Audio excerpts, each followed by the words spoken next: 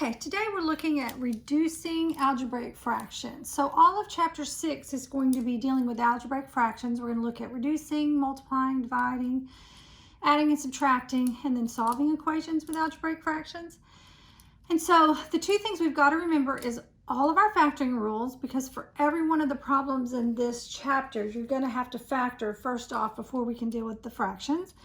And then also we're going to have to remember our fraction rules. So real quick, before we start the algebraic fractions, I want to look at just a normal fraction. So if it told you to reduce 15 over 25, you're looking for the largest factor that they both have in common, and you would divide them both by that number. So most people would just say 15 divided by 5 is 3, 25 divided by 5 is 5, and so our answer is 3/5. But what you're really doing is you're factoring them. So you're factoring 15 to be 3 times 5. You're factoring 25 to be 5 times 5, and you're canceling out that common factor, leaving a 3/5. So when you reduce algebraic fractions, what you want to do is factor the top, factor the bottom, and then cancel out any factors that they have in common. So when we look at this first one, this one really is not something that you really have to factor, but you're thinking about just factoring the number here. So 27 would factor to be 9 times 3. I have 4 p's. You do not have to write all this out, but I'm just kind of showing you picture-wise what you've got. And then on the bottom, you've got a 3 and a p. So your 3's would cancel out, your p's would cancel out, and your answer would be 9p3. So you can definitely do it that way if you want, but most people, that's just a little bit more work than you need to show. So another way to think about it is just to say 27 divided by 3 is 9, and p4 divided by p1, remember you subtract exponents when you divide, so 4 minus 1 is p3. And so that's reducing just a simple algebraic fraction. Okay, so next we're looking at a trinomial on the top and a trinomial on the bottom. But you can't just mark out your y-squareds and mark out your y's on the 5, because this is one whole term. And so you've got to factor it before you can cancel it out. It'd be like looking at this original one and saying, oh, I'm going to cancel out my 5's, and my answer is 1/2. You can't do that because it's not a 1 and a 5, it's the combined of 15. And so that's kind of the same thing with this trinomial. You can't just cancel out the y's, you've got to factor the top and then factor the bottom. And so we're going to factor the top using our rules we learned, and we're going to factor the bottom. So this is 3 terms without a number in front. So this is the one that we can just read backwards. So I need factors of 14 that subtract. I wrote that wrong the first time. Factors of 14 that subtract to be 5 would be 2 and 7. So largest, smallest, y and y. First sign comes down. We're subtracting, so the signs have to be different. I'm going to start going through the factoring a lot quicker, because hopefully you've gotten this down, and we've got to factor quickly on these or we'd be here all day. So if you're having trouble with factoring, you need to go back and study the chapter 5 videos, because you should be at a point where you can factor pretty quickly now. So we're going to look at the second one. Factors of 2 that subtract to be 1 would be 2 and 1, y and y. First sign comes down. We're subtracting, so the signs have to be different. So you factor it, and then you cancel out the common factors. So they both have that y plus 2, so I can cancel those out, and then I'm left with y minus 7 over y minus 1. And that's your answer. Again, you can't cancel out the y's, because a minus or a plus makes them one unit. This was a unit, a trinomial, but it's still one unit with 3 terms. This is one unit with 2 terms, but you can't break up anything that's added or subtracted together. Let's look at this next one. For some reason, this is the most missed of these problems on the test. And I think people forget how to factor it. It's 2 terms, but the first thing you always look for, especially if it looks weird and you don't know what to do with it, is a common factor. Do you see they both have a factor of 8? So I'm going to factor out an 8. And that'll leave 2x plus 1. Again, this is 5.1 if you're lost on what I'm doing here. And then on the bottom, they both have a 7 in common. So I factor out a 7. And that leaves me 2x plus 1. Cancel out what they have in common. And my answer is 8/7.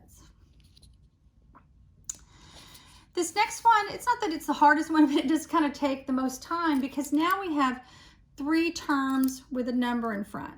And so on the top and the bottom, we've got a number in front. Again, we can't cancel out the 3x squareds. We've got to factor them first. So you kind of have to go off and do each one by itself, because this is where you have to do the multiply, divide, reduce. So I'm going to come over here to the side. Let's just do a little line here. I'm going to do this in a different color. Hold on. So I'm going to factor 3x squared plus 8x plus 4. And so you check for a common factor, but 3 won't go into 8, so we're going to multiply and get 12. And I want factors of 12 that add to be 8 would be 6 and 2. So largest, smallest, x, x. First sign comes down. We're adding so the signs are alike, but we multiplied by 3, so we have to divide by 3, and then don't forget to reduce. So my answer becomes an x plus 2 and a 3x plus 2. Remember, the bottom number comes to the front if it won't reduce. So the top factor to be x plus 2, 3x plus 2. Okay, now I need to do the bottom. And so I'm going to go off to the side here and do 3x squared minus 4x minus 4. So again, I'm going to say 3 times 4 is 12.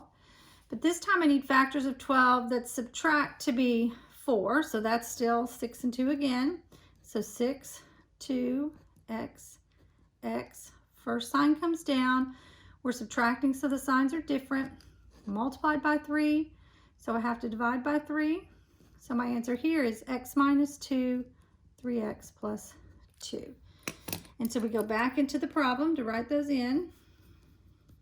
Again, I'm sorry about the shaking. I'm trying so hard not to make it shake, and I know it's annoying, but I've tried every option to get it not to shake. Okay, so now we factored, so they both have a 3x plus 2 in common, so we cancel those out, and so I'm left with an x plus 2 on top and an x minus 2 on the bottom. And that's your answer. And so there's really, you just got to go off to the side and factor those. There's not a lot of different ways to do that one.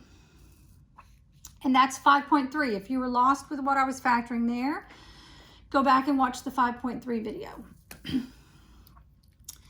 This next one, now we're on a 5.4 video, is the difference of two perfect squares. And so this is where you do your 2 parentheses. The square root of a squared is a and a. The square root of b squared is b and b.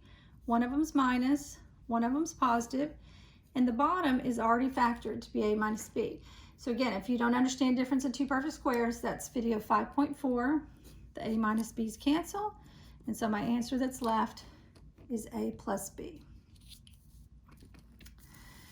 The next one a lot of people miss on the test too, because they just start marking everything out, but you can't do that. The plus or minuses make them one unit. This unit just happens to have 4 terms, so you've got to factor it. And so with 4 terms, you factor by grouping, and that's video 5.1. So again, if you don't understand what I'm doing here, go back and look at video 5.1. So to factor by grouping, you group the first 2 and the last 2. And then you take the common factor of this first one. I'm kind of work up on this one and down on this one just to save some time. But these both have a k in common, which would leave me an n plus 4. The minus, I usually say comes down, but I'm going to move the minus up. And then we take out the common factor here, which is a 4, and then divide, and it's going to leave me a minus divided by a minus. Remember, leaves you an n plus 4 there. Again, this is video 5.1 if you're lost with what I'm doing. And then your factored answer is what they have in common, which is that n plus 4, and then what's out front, which is that k minus 4. So I factored the top. Now I'm going to factor the bottom. So I grouped the first 2, the last 2. The first parentheses has a k in common, leaving me an n plus 4. The plus comes down. The second parentheses has a 5 in common, leaving me an n plus 4. So what they have in common is the n plus 4. And now what's out front is that k plus 5. Then you cancel out what they have in common, and you're left with k minus 4 over k plus 5. Again, you can't cancel out the k's. Those are 2 separate things. It's k minus 4 as a unit. Okay, this next one is a cube root. So this is back to 5.4 if you don't no, what I'm doing, I'm going to go ahead and write x minus 4 on the bottom because there's nothing to factor there. And let's factor the top. So when you factor a cube root, you cube root the whole thing. So this is going to be x minus 4 because a cube root of 64 is 4. And again, go back and watch the 5.4 video if this doesn't make sense for you. And then you're going to have a parentheses with 3 terms, which is going to be first times first. X times x is x squared. First times second, x times 4 is 4x. And then 4 times 4 is 16. And then remember, this sign comes down and then it's opposite, always positive. So now it's factored, so these cancel out, and my answer is x squared plus 4x plus 16. Okay, and then these last two are what we call opposites. And they kind of stick out because you see you got 2 minus k and k minus 2, and the bottom one's backwards. And so we're used to the letter always being written first. So when you see the letter not written first, that should kind of clue you in that something's an opposite.